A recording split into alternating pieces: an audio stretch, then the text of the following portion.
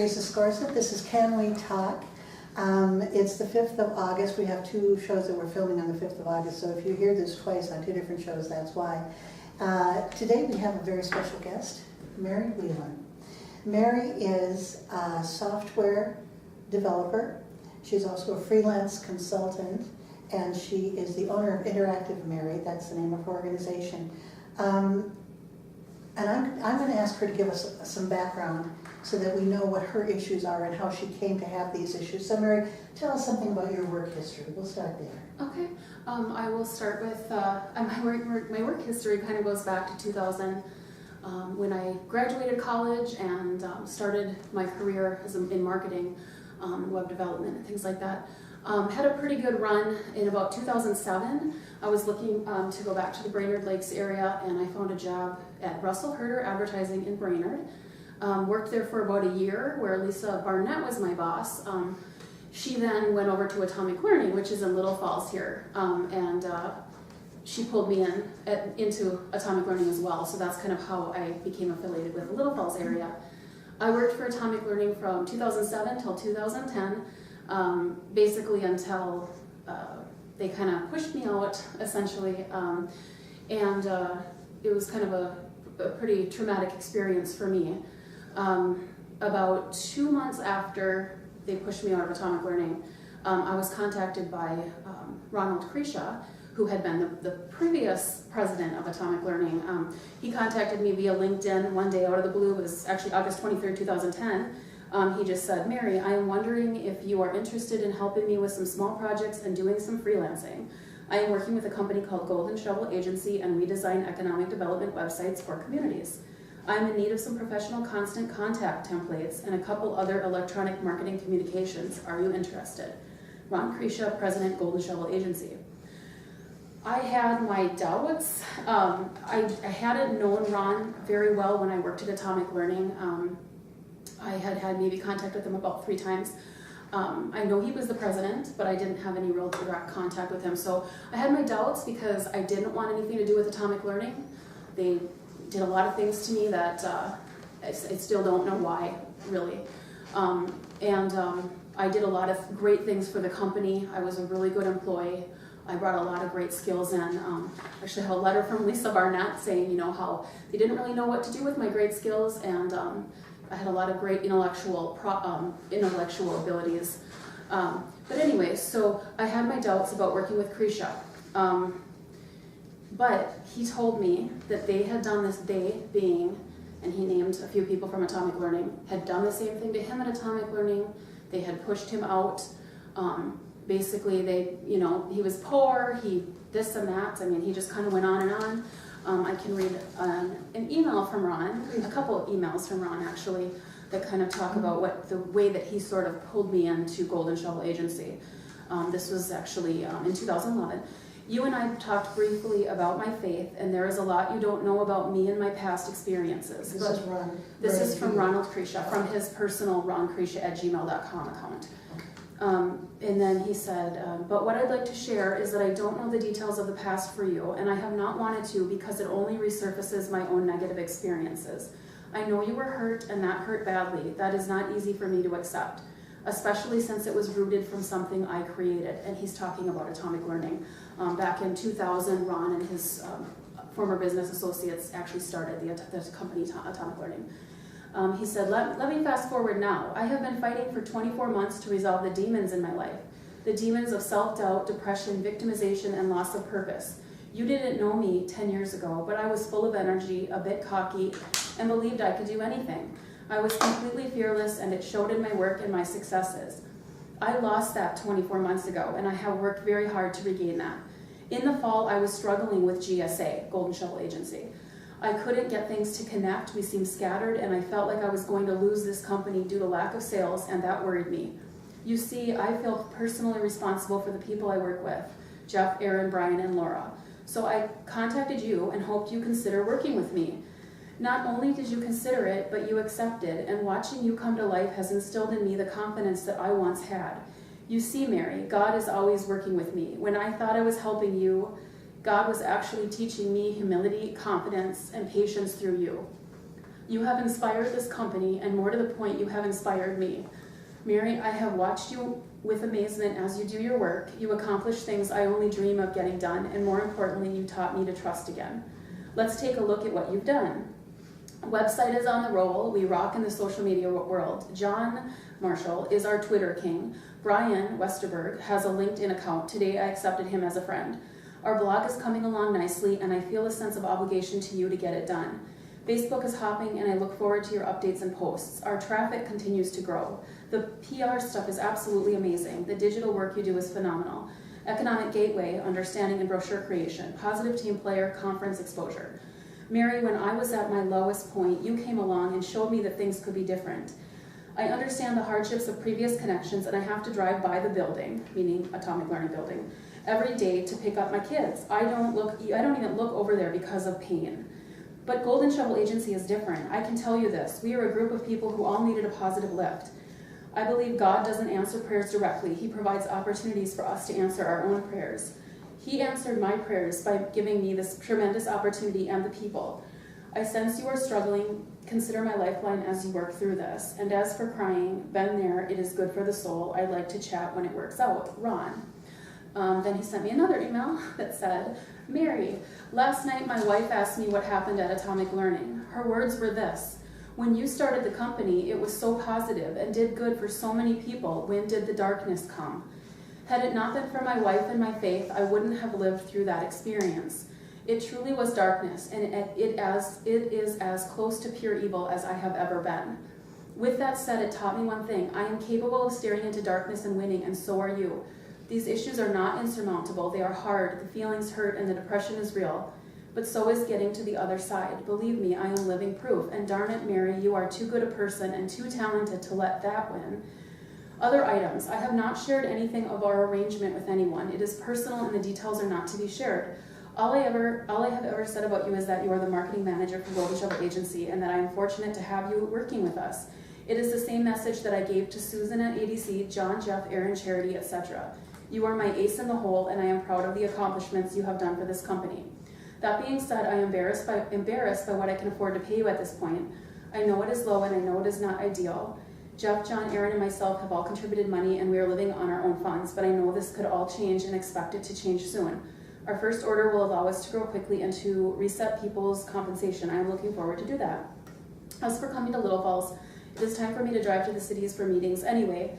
John and Aaron both live in the cities, and we rent office space in Minneapolis anyway. Let's move our meetings to the cities so that you don't have any anxiety about being in Little Falls. As for Diana, as you know, I like her too and wish her the best. I also know she needs to provide for her family and will be looking elsewhere. So I don't see a big workload for her in the coming days, and contact will be minimized anyway. If you are interested and willing to keep moving forward, I am confident we can alleviate the anxieties. I know GSA is going to move forward, and I so very much want you to be part of that success. You have done so much, and we are so close. You deserve this success in your life.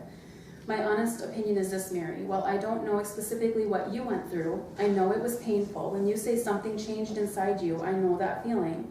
I gave my heart and my soul to that company, Atomic Learning, and then some evil presence took my soul and trampled on it. That hurt, but I battled back to gain my soul again.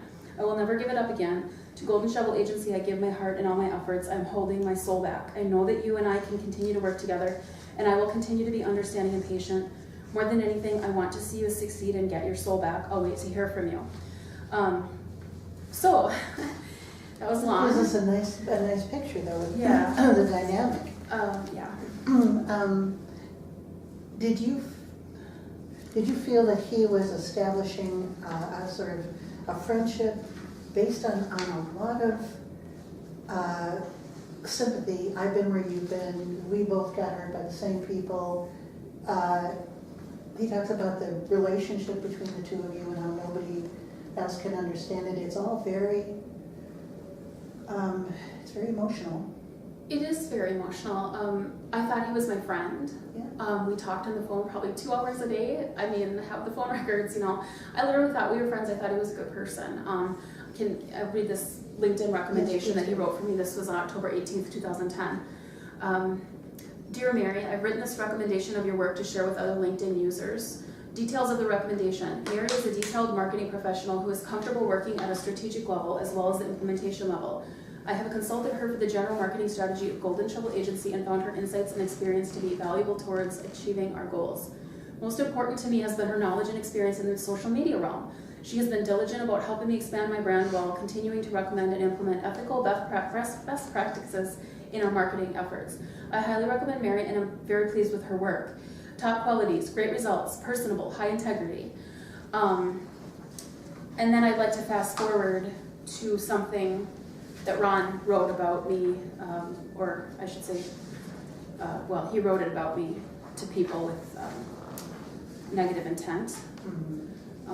Quite a few things, actually. And that was after this recommendation? Yeah, it was after the recommendation. What ended up happening is that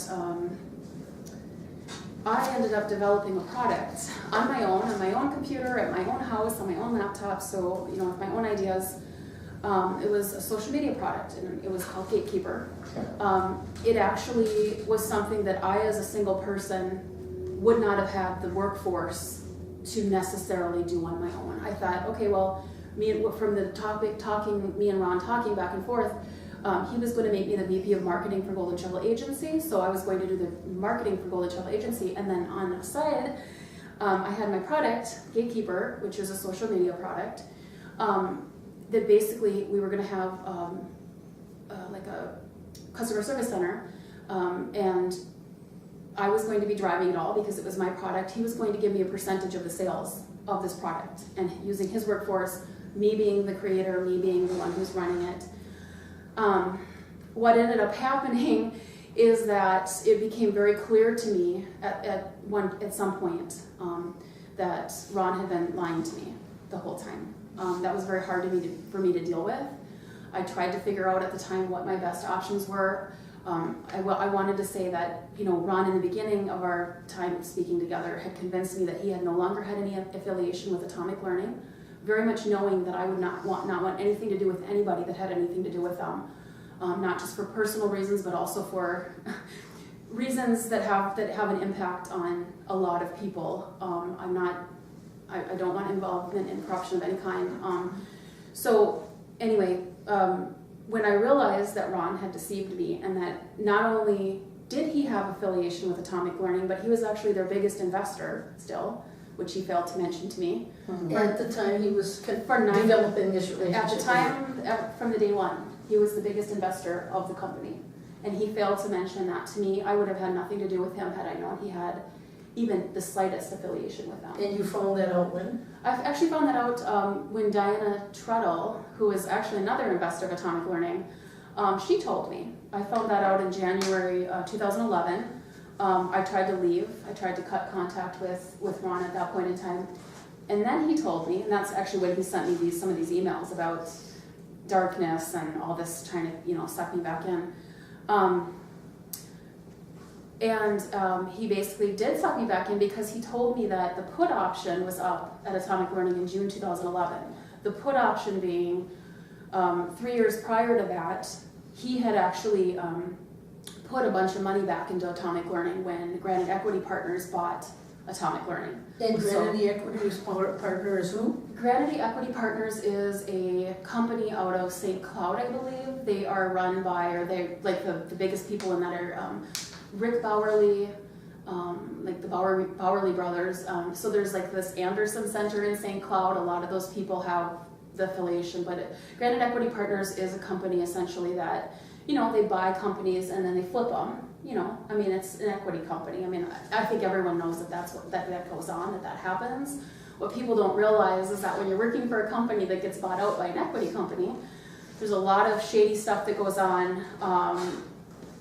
And I mean, I guess they're looking at it like they are looking at it from their bottom line, their bottom dollar. That's how they're looking at it from a business standpoint. So us little people don't really, I didn't understand that at the time. And but anyway, the bottom line is I wanted nothing to do with Atomic Learning. So when I found out that Kresha not only had all this interaction with them, but then I found out that he was planning to give my product to them that I had developed, which he ended up giving that to them, using that as part of their larger affiliation with the Blandin Foundation. Giving it to Atomic Learning. Atomic Learning had full access to my product. And this a bunch is of it other called people. Economic Gateway? No, my product was Gatekeeper. Gatekeeper, okay. They have, when I first started with Gold Triple Agency, they had a product called, well, they hadn't officially, they had it officially titled Economic Gateway. It was meant to do websites for economic development agencies. But when they would cold call these economic development agencies, people would hang up on them because they're like, why would I spend thousands of dollars for you to do a website when we could have somebody else do it for practically nothing? Website had no value to these economic development agencies, plus the competitors were actually doing it for quite a bit less.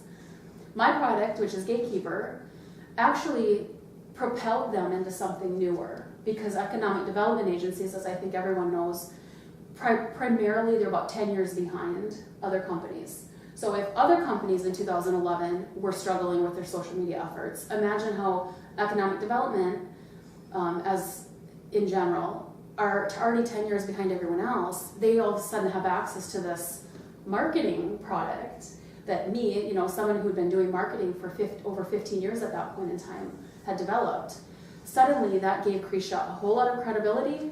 He got his foot in the door with these companies, and they were suddenly able to get their foot in the door so that they could then sell Economic Gateway. So, And give an example, maybe you can name some of the companies that he got his foot in the door with. oh, well, there's a lot of companies. Obviously there'd be local companies. I'm guessing the Blandon Foundation, obviously. I have no idea what he ended up, what their agreement would have been. I know that there was, Obama had an ARRA grant at the time that the Blandon Foundation had. It was millions of dollars. I'm sure somehow there's, something to do with that. I don't know the specifics about all of it, but of course it would have been, there's a Morrison County Economic Development, I think Carol Anderson Yes. is the head of that or Yes, that's something. correct.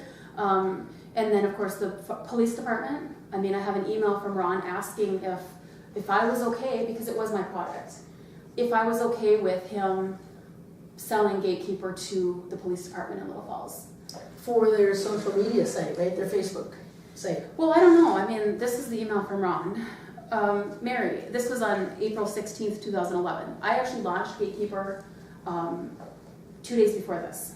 So April 14th, 2011. On your own? On my own, yeah. no one had any knowledge of Gatekeeper as far as what it entailed, what it was going to be, anything like that. Ron had some knowledge of it, but Ron, even in another email admits, I was his marketing person.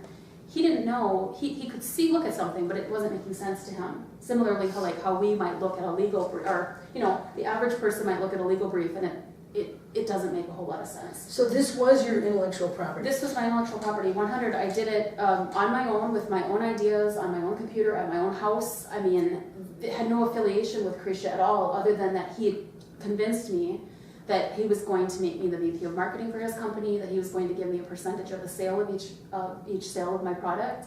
Other promises, I was going to be, like a partner in the company. But of course, at the time, I thought that he was also a good person. If I had known that there was affiliation with a company that I believed to be not in the best interest of society, I would have had nothing to do with him. So was your intellectual property protected in some way? I have it copyrighted now.